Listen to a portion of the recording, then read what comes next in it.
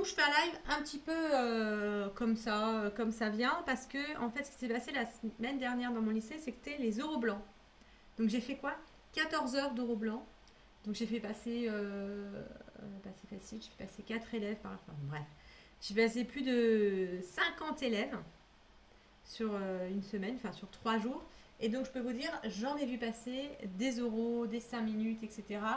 Et en fait, bah, ça m'a donné une bonne idée de ce qu'il faut faire et ce qu'il ne faut pas faire au grand oral. Donc pour vous donner une idée, les notes, elles vont de 1 à 20. Donc si on utilise la grille, ça a moyen que ce soit très très large. Après, moi je vous rassure, ça c'était des euros blancs, donc on est descendu du bas parce que c'est pas grave, c'est des euros blancs. Moi je sais que personnellement, au bac, je ne mettrai pas de notes aussi basses, quoi.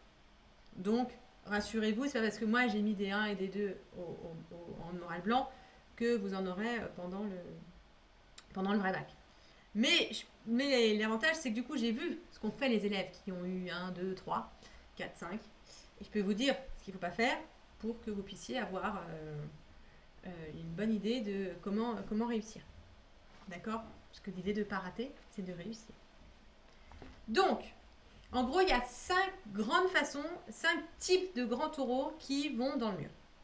Et donc, votre but déjà, c'est d'éviter ces 5-là. Si vous évitez ces 5-là, vous allez probablement être du bon côté des bonnes notes, quoi. Donc la première, tac tac tac, donc on va l'écrire, 5 façons de rater son oral. Non, c'est écrit à côté, on va le mettre là. La première, c'est un exposé trop large. C'est-à-dire que votre question, elle couvre tellement de choses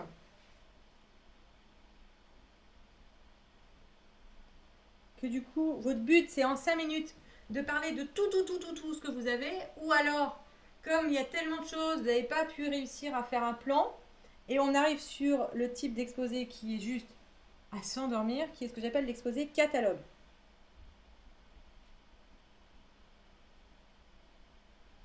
Typiquement, un exposé sur la chimie verte, où on va nous citer les 12 principes de la chimie verte.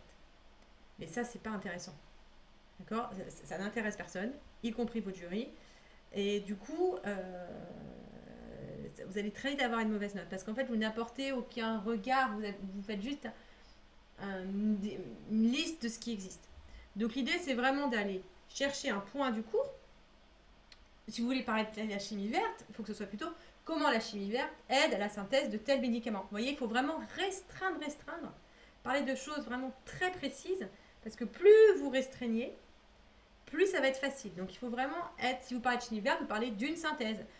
Si vous parlez du carbone 14, ben vous parlez de la datation de la grotte Chauvet, je sais pas, mais vous appliquez à un contexte. Ou alors vous déroulez un exemple. D'accord? Un peu dans le même genre, il y a ceux qui nous font juste un chapitre de cours. Ils nous font un chapitre de cours. Maintenant, ça, c'est pas intéressant, un chapitre de cours. D'accord? Donc, parce que du coup, plutôt, on a eu par exemple, c'est quoi les vecteurs dans le mouvement. Ça, c'est pas intéressant, les vecteurs dans le mouvement. Par contre, si vous voulez expliquer comment utiliser les vecteurs pour étudier le mouvement d'un ballon, le mouvement d'un vélo, le mouvement de quelque chose, là, ça devient intéressant. Donc, vraiment, on circonscrit. Si vous pensez que votre question est trop large et que vous voulez être sûr, mettez-la moi dans le chat et je vous dis s'il faut circonscrire ou si au contraire c'est bon, elle est suffisamment étroite. D'accord? Mais plus c'est étroit, plus votre question est petite, plus ce sera facile. D'accord? Sur les sujets où on a mis 20, il y a eu par exemple comment comment est-ce qu'on produit l'insuline recombinante. Ça, c'est un sujet, il a eu 20. Vous voyez, c'est tout petit, la production de l'insuline recombinante. Tout petit. On a eu comment marche l'effet Doppler en santé. Donc, ça, c'est pareil, tout petit. Voilà. Et voilà, par contre, tout ce qui va être exposé très large, par exemple, sur tout ce qui est développement durable, le développement durable, c'est beaucoup trop large. Il faut circonscrire à un point du développement durable. D'accord? Une chose. Il faut réfléchir, enfin, tout ce qu'il y a, quel est le point que vous allez développer. Donc, voilà, vraiment, développement durable, c'est vraiment, je dirais, le pire écueil. Enfin, tous ceux qui ont pris le développement durable, je crois que personne n'a eu la moyenne. Donc, vraiment, faut pas. Ok, donc ça, c'est le 1.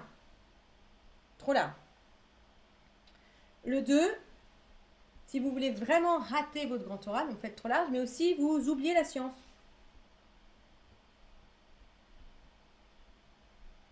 D'accord. Typiquement, j'ai fait des exposés, j'ai jugé des grands oraux de NSI. Je ne sais pas s'il y en a qui font NSI. Et bien, personne n'a mis de programme, de programmation. D'accord. Ça, c'est pas possible. Ou par exemple, si on fait la liste des œuvres d'art où il y a de la science, c'est pas de la science. D'accord. Il faut qu'il y ait de la science dedans. D'accord. Donc, idéalement, il faut qu'il y ait une relation, il faut qu'il y ait des grandeurs physiques, il faut qu'il y ait ce genre de choses. Il faut qu'il y ait de la science.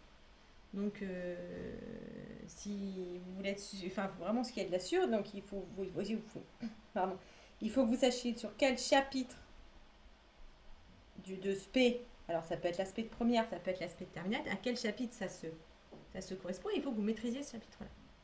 Alors, il y a des questions qui arrivent, je vais vous dire si pour l'instant elles sont dans les deux premiers comment dire, écueils. Comment la rétroactivité permet-elle d'étudier un événement passé? Mais il faut que tu choisisses un événement. Il faut que tu choisisses un événement. C'est trop large, un événement passé. Quels sont les impacts de la pollution spatiale? Alors ça, là, je sais qu'il y a beaucoup d'élèves qui l'ont pris.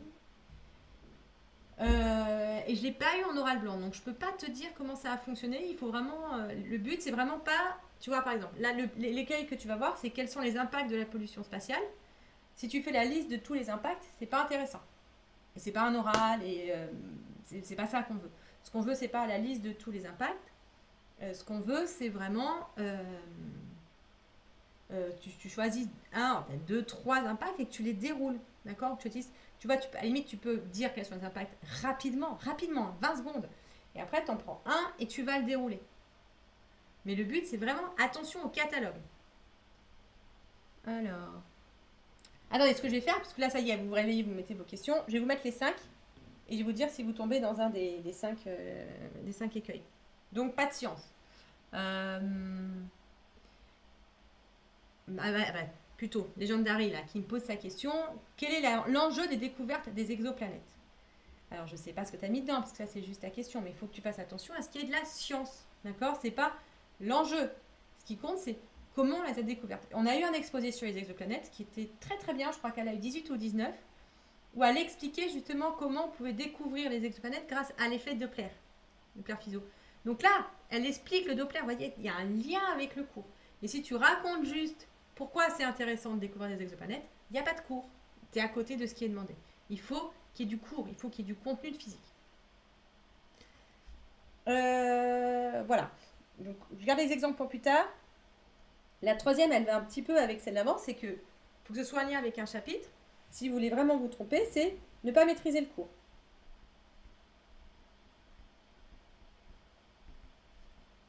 Donc, il faut réviser les chapitres qui correspondent. Il faut identifier et alors, je vais mettre identifier plus réviser.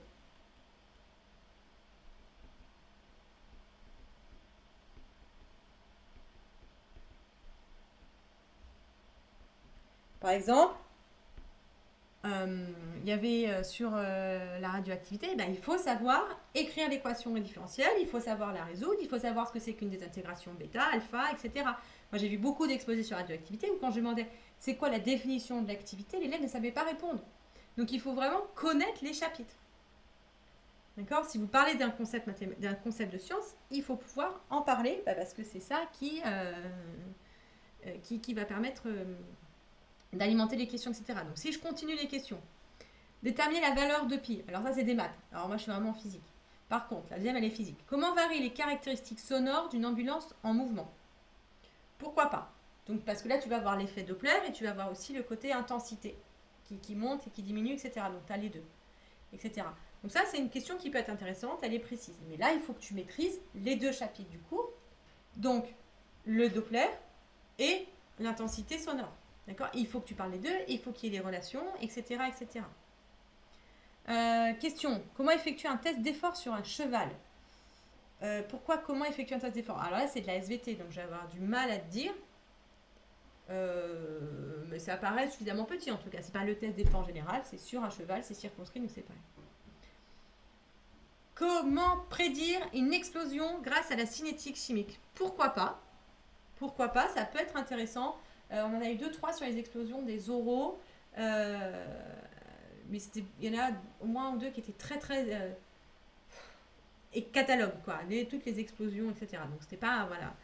Donc mais là pourquoi pas, parce que du coup c'est, tu vois, tu racontes déjà un peu l'histoire. Ça va être le 5, le 4 ça, ben voilà, le 4. Si vous voulez vraiment rater votre grand oral, vous faites un exposé. Je vous rappelle, le grand oral, c'est pas un exposé, c'est une histoire. Alors c'est une histoire scientifique, mais il faut raconter une histoire. Donc raconter, ça veut dire quoi? Ça veut dire qu'il y a une intro, qu'il n'y a pas d'annonce du plan. D'accord? Bonjour, c'est mon grand... Alors je vous montre comment ils arrivent, les candidats. Bonjour, je viens vous parler de mon grand oral. Ma question c'est ça, ça, ça. D'abord je vais vous parler de ça, ensuite de ça et après de ça. C'est fini. Votre jury il dort. D'accord? Vous avez 4 minutes 30 pour essayer de le réveiller, mais il ne faut pas commencer par endormir son jury. Donc il faut arriver en sachant quelle histoire vous voulez raconter au jury. Donc là il y a des histoires dans les questions que vous donnez. Voilà. Prédire une explosion. Alors, j'étais en cours d'histoire. Je vous montre par exemple les explosions sur la cinétique chimique. Ou non, mieux, on va prendre une question. Comment réguler le pH du sang? Si on commence sur une approche exposée, donc si on veut tomber dans le piège 4, on va dire bonjour, je m'appelle, il s'appelle underscore 1, et je vais vous parler de ma question de grand oral, comment réguler le pH du sang. Premièrement, je vais définir ce que c'est que le pH, ensuite je vais regarder quels sont les domaines de prédominance des espèces présentes dans le sang, et ensuite je vais regarder quelles sont les choses les systèmes tampons qui font de l'homéostasie dans le sang. C'est fini, il dort, votre jury là. Donc, voilà, on s'endort là. Donc quand vous arrivez, mais bonjour. En fait, j'ai découvert en cours de SVT ou en regardant un C'est pas sorcier ou je sais pas, trouver une idée que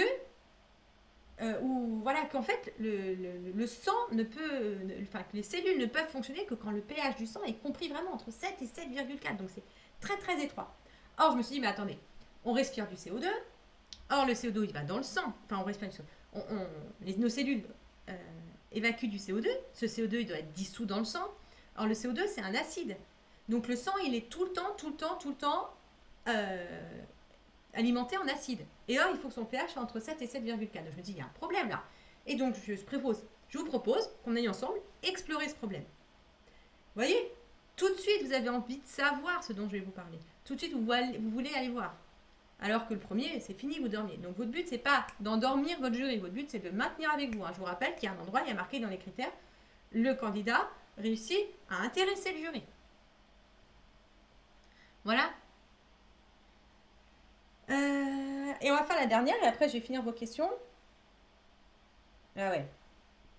Le problème, le dernier alors, c'est le support visuel. Je vous ai dit, faites des sciences. Donc vous allez me faire des équations. D'accord? Normal. Alors, si vous commencez à me dire, alors je pose UC plus RI, je divise par C, puis j'obtiens I, je dérive. Voilà. C'est fini. Votre jury, vous l'avez perdu. Donc on ne fait pas les calculs à l'oral. Les calculs, et ça va un peu, c'est tous ces schémas, toutes les expressions, toutes les formules, tout ce qui est de la science, vous le mettez sur votre support visuel. Je vous rappelle, pendant les 20 minutes de préparation, vous pouvez faire un support visuel, donc vous écrivez dessus, donc vous faites des schémas, des équations, éventuellement des calculs, des formules chimiques, et ensuite vous le donnez, d'accord? Pas de mots, des schémas, des équations, des supports visuels, des schémas, des équations. J'ai dit quoi d'autre? Des schémas, des équations, des calculs, enfin des choses qu'on a du mal à voir à l'oral. Et ensuite vous dites à votre jury, ah ben alors comme vous le voyez sur le 1 de mon support visuel, on voit que par exemple celle qui avait eu 20 sur la protéine recombinante, elle avait fait un petit schéma avec une bactérie, un plasmide, une souris, etc. Mais comme vous le voyez là, le plasmide vient dans la bactérie, ensuite on fait des colonies, etc. Donc servez-vous de votre support visuel, d'accord? Vous le décrivez à l'avance et vous le donnez au jury. Et notamment, les calculs, vous ne les faites pas à l'oral. 2 solutions pour les calculs. Soit vous les faites sur le support visuel. Donc le jury y voit. Donc ça vous permet de le faire. Et alors là, je pose l'équation différentielle et je trouve nanana. Donc sur votre support visuel, il y a l'équation différentielle et il y a tous les calculs qui mènent à nanana. Ok, si vous faites ça, voilà, ça passe. Deuxième solution, c'est de dire je trouve l'équation différentielle, la solution c'est nanana, mais sans écrire les calculs sur le support visuel.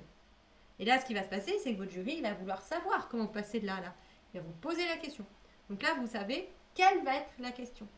Donc votre superviseur lui sert aussi à réfléchir à l'avance aux questions qui vont vous être posées pendant la phase de questions.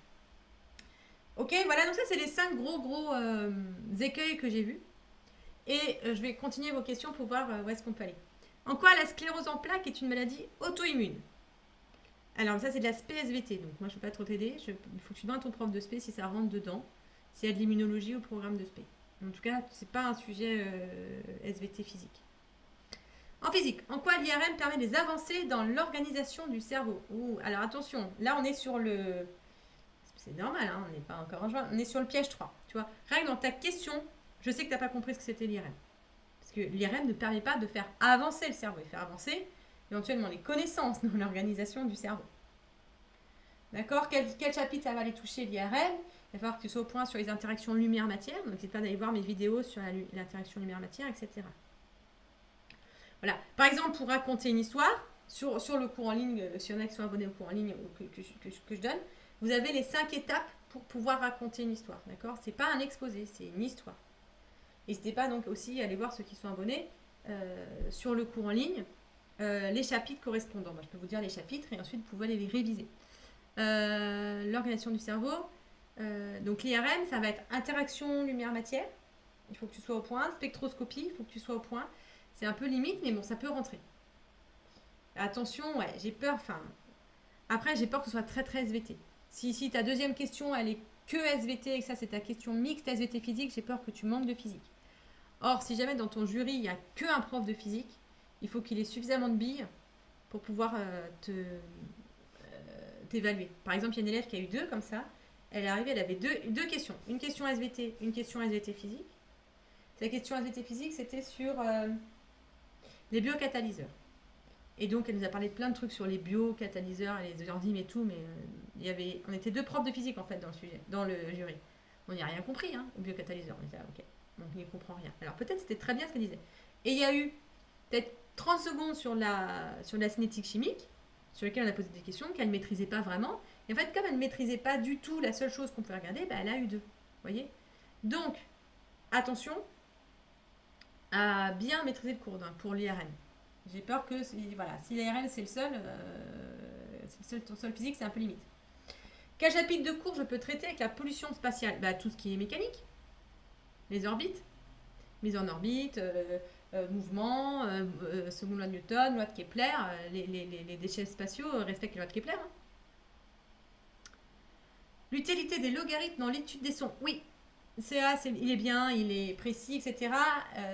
Alors, dans les étapes que je donne pour donner une histoire, ta question officielle, c'est l'utilité des logarithmes dans l'étude des sons. Mais là, quand on a trop, c'est tu vas dire, voilà, j'étais au concert, c'était beaucoup de bruit, je me suis dit, mais c'est bizarre, comment je vais pouvoir protéger mes oreilles? Et donc là, hop, tu vas expliquer en quoi les logarithmes arrivent, etc.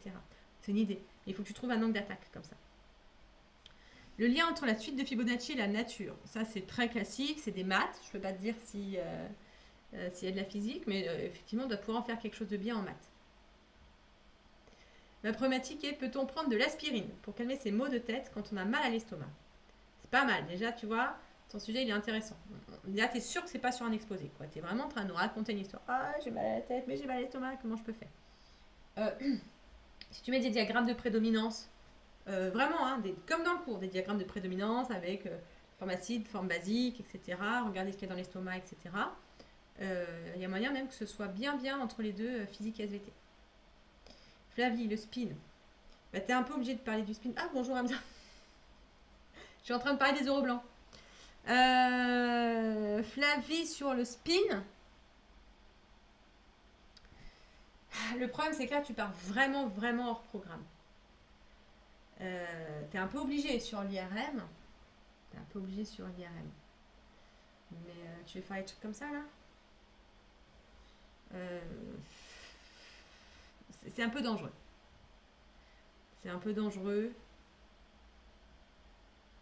T'as pas moyen de changer de technique d'imagerie. Après, si t'as fait toutes tes recherches, c'est un peu trop tard, mais il y a des techniques d'imagerie qui sont beaucoup plus simples. L'échographie, c'est beaucoup plus simple. Qu'est-ce qu'on a eu? On a eu la tomographie, la proton. Enfin, il y a plein d'autres techniques d'imagerie qui sont plus simples que l'IRM. Mais bon. Le problème de ça, c'est que tu risques de tomber trop dans la vulgarisation et du coup, il n'y a plus de science. Il faut qu'il y ait un lien avec tes chapitres de physique-chimie, avec les équations, les relations, les grandeurs physiques de ton chapitre de physique-chimie. Comment les bactéries hélicobactères arrivent à survivre dans un milieu acide comme l'estomac? Alors, Chiara, je vais avoir du mal à te donner un. Et je vais avoir du mal à te donner un. Comment dire? Un vrai feedback là-dessus. Parce que je ne sais pas ce que c'est qu'une bactérie hélicobactère. En tout cas, ce que je peux te dire, c'est que moi, en tant que jury, là, j'ai envie de savoir. J'ai envie de savoir ce que c'est une bactérie hélicobactère. J'ai envie de savoir à quoi ça sert. J'ai envie de savoir comment elle survit dans l'estomac. Donc, au moins, tu vois, t'es pas dans l'écueil trop large ou exposé. Tu vois, là, tout de suite, on est intéressé, on a envie de savoir. Nerdy, il n'y a pas du tout le droit de hors-programme. Si, bien sûr, tu as le droit du hors-programme. Mais le problème, c'est que si tu ne fais que du hors-programme, il n'y a rien. Enfin, il faut qu'il y ait des parties dans le programme. Parce qu'on va te poser des questions sur ces parties-là. Donc il faut qu'il y ait un lien explicite avec ton cours de physique-chimie. Maintenant, s'il y a une partie, c'est un lien, et une partie, c'est autre chose, parce que c'est du hors-programme, tu peux y aller. Il ne faut pas qu'il y ait que du hors-programme. En quoi le type de molécule titrée influence-t-il la technique de titrage utilisée? Pourquoi pas? Pourquoi pas? C'est pas idiot, Chloé. Type de molécule titrée. Je sais pas trop ce que je vais raconter, mais en tout cas, ça paraît. C'est pas un exposé. Tu racontes une histoire, c'est pas trop large, il va y avoir de la science, hein, on voit très vite quel chapitre tu vas toucher, hein, cinétique et titrage, donc il faut que tu sois au point sur cinétique et titrage, et il va falloir que tu réfléchisses à ton support visuel. Comment calibrer le canon d'un Rafale? Je ne m'y connais pas du tout assez pour te dire si c'est une bonne question, mais en tout cas, c'est clair que c'est pas forcément un expert. Il y a moyen de m'intéresser, tu vois, parce que du coup, comme j'y connais rien, il y a moyen de m'intéresser. Équation de Fourier avec les équadifs. Je vois pas où tu veux mettre, Raphaël, du Fourier dans les équadifs. Tu peux mettre du Fourier dans le son, dans l'étude du son, assez facilement. Alors moi, je tournais à transformer de Fourier. Je sais pas ce que tu appelles les équations de Fourier, je suis un peu perdue. Alors, qu'est-ce que vous... Elle est intéressante la question de Pierre. Qu'est-ce que je conseille pour trouver des questions que pourrait poser le jury? Je te conseille de savoir à l'avance quelles questions le jury va poser. Comme ça, tu es sûr qu'ils vont poser les questions. Voilà. Donc, il faut, si tu veux aller, je te fais un 6e spécial pour Chiara, ne pas prévoir les questions. C'est ce que je vous disais sur le support. Prévoyez des points de cours ou des choses que vous savez que vous maîtrisez, que juste vous effleurez. Vous n'en parlez pas complètement, juste vous l'effleurez. Vous dites le début, vous dites la fin, vous dites pas comment vous arriver entre les deux, juste vous en parlez un petit peu. Du coup, le prof va dire, ah bah attends, ça, il en parle un petit peu, je vais aller poser une question. Et il va vous poser une question sur exactement le truc que vous avez préparé. D'accord? Donc c'est important, quand on prévoit son grand oral, de prévoir les questions. Notamment s'il y a un support visuel. Le support visuel, c'est ce qu'ils auront sous les yeux, vos profs. Et donc, ils vont poser des questions sur le support visuel. Donc déjà, ça permet de cibler les questions des profs, du jury. Peut-on parler du cancer du poumon? Je pense que oui. Après, je ne suis pas prof de SVT, je ne peux pas te dire. Pour les candidats libres, on le passe le 7 juin. Pour les candidats libres, je crois que... je crois que c'est la même chose. Hein. C'est les mêmes critères. Enfin, la date est peut-être pas la même, mais c'est les mêmes critères. C'est la même grille. Hein. Moi, ce que je vous donne, c'est les notes qu'on a eues avec la grille officielle. Alors, je ne suis pas sûre qu'elle soit aussi bien respectée le jour de l'examen, parce que moi, je vais avoir du mal à mettre 2 à quelqu'un le jour du vrai bac. Mais ça, c'est la grille officielle. Voilà. Alors, problématique. Comment la radioactivité est-elle utilisée en médecine pour soigner les cancers? Oui, attention à l'effet catalogue. Si c'est pour me citer toutes les radioactivités et tous les sites de cancer, c'est fini, je m'endors. D'accord? Peut-être, donc là, il faut faire attention à l'écueil catalogue. Et pas l'exposer. Le but, c'est pas là. D'accord? Pas d'exposer, une histoire. Apprendre les Alors, est-ce qu'il faut apprendre les définitions par cœur de certains mots scientifiques? Tu peux. Après, ce qu'il faut plus largement, c'est que tous les mots que tu emploies, notamment tous les mots que tu emploies, tu dois être capable de donner leur nom. Surtout les mots qui sont dans ton cours. Parce que je te rappelle, d'après le point 3, ici le point 3, il faut que tu saches à quel chapitre ton oral renvoie. Et donc tous les mots qu'il y a dans le chapitre, tu dois les maîtriser. Après, c'est pas grave, c'est pas par cœur, mais il faut que tu saches à quoi ça correspond. Typiquement, voilà, je vous dis, moi, j'ai piégé 100% des élèves qui ont des radioactivités. Voilà, dès qu'il y a le mot radioactivité, Vous devez savoir ce que c'est que l'activité, le becquerel, etc., etc. Les types des intégrations nucléaires, etc. Voilà. Merci Sofiane pour ton retour. Alors, pourquoi ne peut-on pas laisser notre téléphone allumé en avion? Et pour parler des interférences. Écoute, pourquoi pas? J'espère que ce soit un peu difficile à traiter, mais si tu y arrives de façon vulgarisée et que les autres comprennent, pourquoi pas? Il faut que tu sois hyper raccord sur ce que c'est que les interférences et l'utilisation de ce que tu vas faire. Voilà. Bon. Ben voilà, je crois qu'on a fait le tour des questions. J'espère que ça vous a aidé un petit peu à voir, tac, tac, tac, les choses qu'il faut éviter pour le grand oral. Donner des pistes comment dire, enfin, savoir dans quel sens travailler, etc., etc. Voilà. Si vous voulez nous rejoindre sur Discord, vous avez le lien, je crois, dans la description du live. Vous pouvez, sachant que je réponds pas trop. Enfin voilà. Et sinon, comme ça, vous pouvez avoir enfin, vous pouvez avoir les uns les autres, vous pouvez vous répondre, etc. Et ceux qui ont accès au manuel en ligne, à l'espace privé, n'hésitez pas à me poser des questions. Je réponds à toutes les questions sur l'espace privé. J'ai même fait je peux même vous faire un retour individuel sur votre oral, etc. Et, et, euh, et voilà, donc tous ceux qui sont abonnés au manuel, n'hésitez pas. Il y en a plein qui n'ont pas vu tout en bas du manuel. Il y a les 6 étapes pour créer son oral, d'accord? Pour être sûr justement de ne pas tomber dans un de ces pièges. Les 6 étapes pour créer son grand oral. Voilà! Et bien moi je vous dis bonne soirée, travaillez bien. Et puis si vous voulez continuer un peu, on continue un peu sur Discord. Voilà! Au revoir tout le monde!